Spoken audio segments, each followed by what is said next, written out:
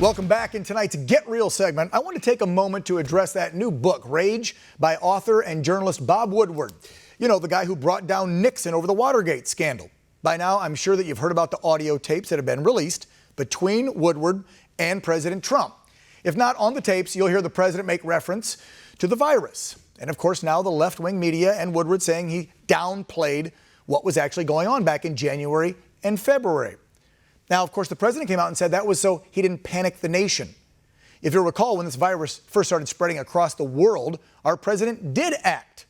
He banned travel to and from China, the origin of the virus. Well, and then, of course, you had folks like Joe Biden, Nancy Pelosi, and Chuck Schumer, who then called him racist and xenophobic for doing that shutdown. During this entire outbreak and the lockdown, the president has been criticized by the left for whatever he does. In essence, like your grandma used to say, he's damned if he does, he's damned if he doesn't. Just look at the timeline of events, though, folks. It doesn't take an investigative journalist or a fancy degree to see how the left has been pushing their narrative that Trump failed on the COVID response. But did he? Let's go back to those first few weeks of the lockdown. Do you remember the toilet paper and food shortages, thugs and scumbags attacking people and stealing their groceries and TP as they exited a Walmart? Could you imagine if the commander-in-chief would have sounded a big alarm bell when we knew little to nothing about the virus? Remember, it was the WHO, CDC, and Dr. Fauci who changed their findings about every other week those first few months. How long the virus will stay on surfaces. First it was 24 hours, 5 days, now it's barely at all. Those are the facts, folks. Look them up, they're there for you. But I'm getting a little off track. I want to get back to Bob Woodward and the left's narrative.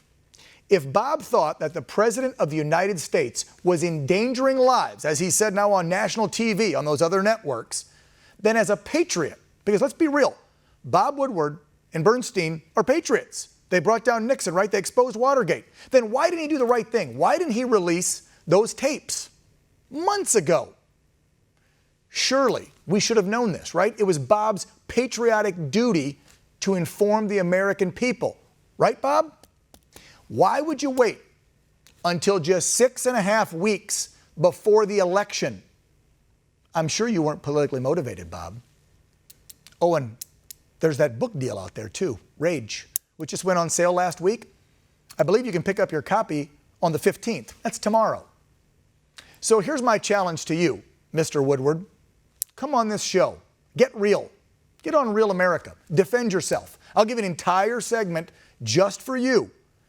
You and the Democrats are now accusing our president of withholding vital information from the American people. So, Bob, if that's true, then you're guilty of it too. I'm sure with your 50-plus years of journalism experience that I'm no match for you with my measly 21 years. So the invitation has been extended. I'll await your response, but I won't hold my breath.